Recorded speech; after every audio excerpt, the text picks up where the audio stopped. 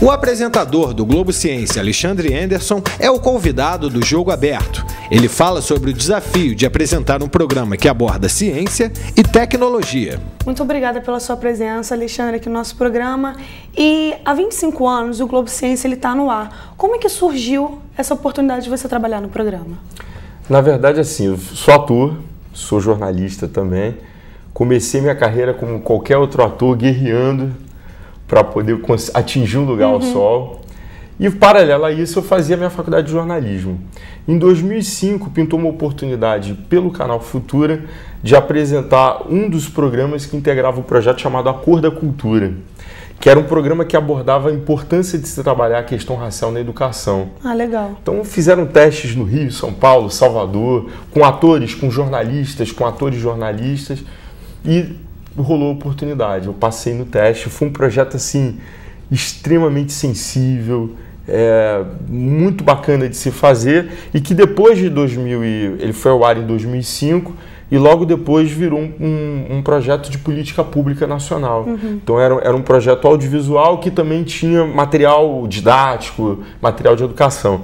E aí o que aconteceu? Eu fiz o projeto, esse programa deu super certo. Depois do A Cor da Cultura, eu fui para uma outra emissora, aí fiz uma novela chamada Paixões Proibidas, que era a direção do Inácio Coqueiro. Acabou a novela, aí pintou o convite para o Globo Ciência. Na verdade, o Globo Ciência ele veio a partir de um bom trabalho feito no A Cor da Cultura. E foi um presentão. Ah, que legal. Olá, tudo bem? Responda rápido. Qual é o cometa mais famoso do mundo? O cometa Halley, certo? Mas você sabe qual foi a última vez que ele passou perto da Terra e por que ele tem esse nome? No programa de hoje, nós vamos investigar a fundo a vida de Edmond Halley, o homem por trás do cometa. E qual a coisa mais interessante? O que é mais interessante em trabalhar, em apresentar um programa que aborda a ciência e a tecnologia? O que é mais legal disso tudo? Olha, o mais legal é você saber que você tem ciência em tudo que a gente vê na vida, né? Você nasce, tem ciência. Eu estou olhando para você, tem ciência. Quando a gente come, tem ciência. Quando a gente morre, tem ciência, porque tem todos os processos químico-físicos ali envolvidos. Então, a partir do momento que você começa a raciocinar que a ciência ela é linkada a tudo que tem no dia a dia, isso é que é o mais bacana. Então, hoje em dia, não tem como eu fazer o programa. Às vezes eu fico pensando, eu falo, gente, tudo tem ciência. E o grande desafio do projeto é justamente esse. Poxa, se tudo tem ciência e está no cotidiano das pessoas, então vamos tornar esse assunto que muitas vezes há uma defasagem lá no ensino fundamental e médio de transformar a física, a química, a biologia num bicho de 7 cabeças, numa coisa simples. Eu acho que essa que é a grande questão.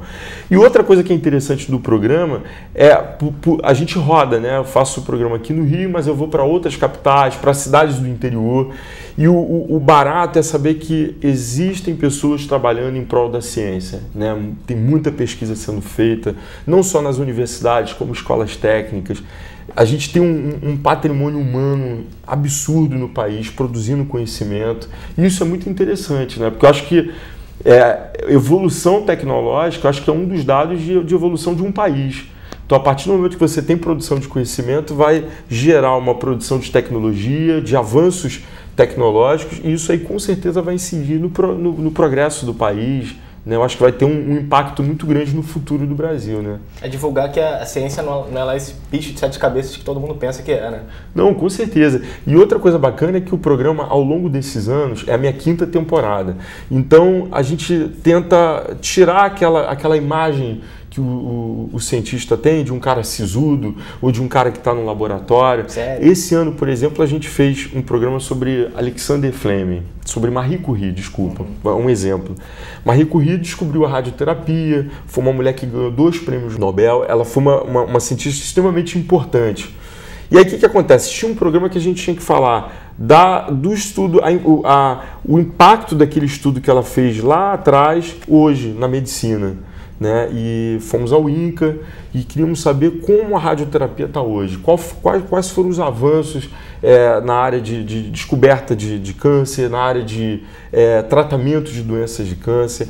Então tinha tudo para ser uma entrevista feita num laboratório, com maca, ou numa bibliotecazinha com um livro. Como era um assunto que digamos assim, a gente falar de câncer ainda é um tabu, então uma das um dos objetivos da gente foi o quê? Vamos desconstruir essa coisa, quer dizer, câncer tem cura. Sentiu algum sintoma anormal no corpo, vai ao médico. Quer dizer, e o bate-papo foi feito assim, num lugar arborizado, tomando água de coco. Legal que fica bem descontraído, sem sem o peso. Isso é muito legal, porque ao mesmo tempo que ela está falando de avanço tecnológico, a gente está dando um serviço do tipo, olha, você que está em casa, isso não é um bicho de 7 cabeças. O câncer não é uma sentença de morte, é uma esperança. E isso é muito bacana. Então, essa desconstrução da imagem do cientista como uma criatura isolada que está no laboratório, isso é uma luta permanente. E a gente tem conseguido, graças a Deus. Ah, que bom. Né? A gente fez um programa agora, por exemplo, sobre Thomas Malthus, que foi muito interessante. Ele dizia lá atrás que o mundo teria uma desproporção entre o aumento de população e de produção de alimentos. Ele falava lá nisso. Só que ele desconsiderou que, ao longo do tempo, o homem poderia reverter tudo isso, fazendo o quê? Investindo em tecnologia. Ele não considerou a possibilidade do homem de reverter isso. Ah, entendi. Então a gente analisou lá atrás e aí a gente viu quais são os desafios futuros. Por exemplo, você tem aí o aquecimento global, você tem várias questões ligadas ao meio ambiente. Como é que vai ficar a produção agrícola daqui a algum tempo, quando as condições de temperatura do universo, do globo, vai estar diferente? Né? Que culturas que vão ter que ficar adaptáveis? Que pesquisas que estão sendo feitas para que essas culturas se adaptem às condições de seca, por exemplo? Tem toda essa questão, né, do aquecimento global, efeito estufa. Tudo isso foi abordado. Isso tudo é meio que as pessoas não sabem muito como lidar com isso, o que é isso, né? E a gente esquenta, quer dizer, esquenta a matéria, né? Torna um jornalismo mais quente. Quer dizer, a gente está retratando um cientista do século XVIII que teve alguns acertos e erros. E qual foi o impacto daquela teoria que ele gerou lá no século XVIII? Como é que está o mundo hoje e quais são os desafios do homem no mundo que está se transformando, Bacana. no mundo que, sabe, ele está em constante movimento. E aí a gente chegou à conclusão seguinte, o tema central era fome. E aí? A fome é um problema social e econômico ou é um problema matemático? Ele previa que ia ser um problema matemático. E aí, com o passar do tempo, a gente viu que é um problema político e econômico. E daí a gente tem várias questões. A África, por exemplo, tem vários bolsões de pobreza. A fome que está lá, que é tão triste, que assola, né, aquela parte do mundo, que é tão injusta para aquela população. Então a gente olha e fala assim, poxa, por que isso? Né? E aí a gente começa a discorrer de vários outros temas, de várias outras questões ligadas a esse cientista lá de trás. Graças ao programa, você ganhou em 2009 o troféu Raça Negra como melhor apresentador, né? E aí, como é que foi essa... Pô, foi uma emoção. Eu concorri. Esse prêmio ele tem votação, né? É um troféu, se eu não me engano, está na 9ª ou 10ª edição. Voto popular. Voto popular. E foi uma emoção muito grande. Eu fiquei assim... extremamente lisonjeado, né? Isso, assim, é uma coisa legal para sua carreira, né? Poxa, eu ganhei um prêmio por voto popular, é um reconhecimento muito grande. Poxa, passa um filme, né? Passa um filme na sua vida, de tudo que você vem batalhando, do esforço que você vai tendo a cada programa. Eu acho que, assim, eu encaro a minha profissão, isso desde quando eu já fazia teatro, eu acho que profissão de ator, de jornalista, eu acho que a gente tem que ter muito mais, encarar esse ofício muito mais como nós somos um operário daquilo que a gente está fazendo do que com glamour que de repente a mídia vende, né? Então essa labuta diária de você pegar lá o roteiro e de estudar e decupar aquele tema todo e pesquisar e aprofundar aquilo que você está fazendo, enriquecer e trazer dados novos e se emocionar com o entrevistado e a cada momento você ter o seu olho brilhando naquela entrevista e fazer com que aquele entrevistado diga aquilo que você quer ouvir, né? Com que o meu maior... Assim, é como se eu fizesse um gol, na hora que eu pego a entrevista mais complexa do mundo e quando eu encerro eu falo assim, nossa, esse cara falou tudo que vai ser inteligível para a Dona Maria, para o seu João, para as pessoas de casa. Aí sim eu estou cumprindo a função de um programa de televisão, que é fazer com que aquela informação atinja de A a Z, do estudante universitário, ao estudante de ensino médio, a Dona Maria que de repente está acordando, ou está, enfim, na sua casa, acabando de fazer o cafezinho, ou sentada na poltrona, e ela olha e fala assim, poxa, isso aí tem impacto na minha vida, eu vejo isso na minha vida. Mas utilizando as teorias da gravitação e do movimento planetário, desenvolvidas pelo seu colega Isaac Newton, que era físico e matemático, Halley previu que o mesmo cometa apareceria novamente em 1758, na Mosca. Mas olha, ele deu sorte, viu? Porque na época era muito difícil determinar a trajetória dos cometas, uma vez que eles só podiam ser vistos por um curto período de tempo. Esse é o foco, né? Tornar fácil para todo mundo saber o que é ciência. Esse é o foco do programa. Desconstruir, né? Desconstruir. Pegar aquela linguagem que às vezes é técnica, muito científica, muito...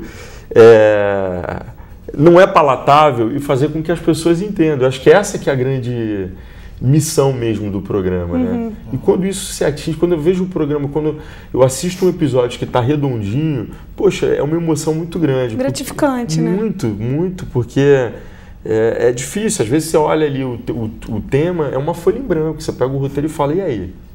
Como é que eu sair vou? isso? Porque você tem que informar, mas você tem que entreter. Verdade. Você tem que informar e ao mesmo tempo você tem que ser agradável, né? Você tem que fazer assim com a câmera e fazer com o telespectador olha e fala assim, poxa, eu quero ouvir esse cara. Prender a atenção da pessoa. Eu quero ver o que esse cara está falando. É verdade. Eu quero ouvir o que tema é esse? O que isso aí, sabe? Isso é muito legal. Então essa vontade de fazer eu fico arrepiado porque eu amo o que eu faço, gente. Eu acho que televisão para mim virou uma cachaça. Isso é bacana. Que legal. É uma cachaça, eu gosto de fazer. Eu acho que assim, o mais legal é a cada ano se aprimorar profissionalmente, labutar mesmo, que, sabe? E aprender também, ver televisão, ver tudo. Eu vejo tudo na TV, eu não fico só, eu acho que você não tem que discriminar nada. Televisão é para você ver e pegar ali, poxa, isso aqui é legal. Assimilar. Às vezes o programa tem um conteúdo que não tem nada assim que você possa olhar e falar assim, poxa, isso aqui vai melhorar a vida de alguém. Né? A gente nem entra nesse mérito, mas de repente tem um cara que está falando alguma coisa que é interessante, ou tem até um apresentador, um colega de trabalho, que você olha e fala assim, poxa, eu gostei desse cara. Verdade. Ele tem um time bacana de apresentar, ele tem um senso de humor bacana. Isso que é o legal, né? Quer deixar alguma mensagem, alguma coisa? Queria agradecer a participação aqui no programa, obrigado. Obrigado a você. Eu acho que é bacana estar aqui por estar num canal universitário e poder falar com o público, né, que a gente objetiva também que assista ao Globo Ciência. E foi um prazer, um bate-papo muito bom falar de televisão, do Globo Ciência, da minha carreira. A gente que agradece. Tá? Desejo muita sorte para você. Obrigado, você também.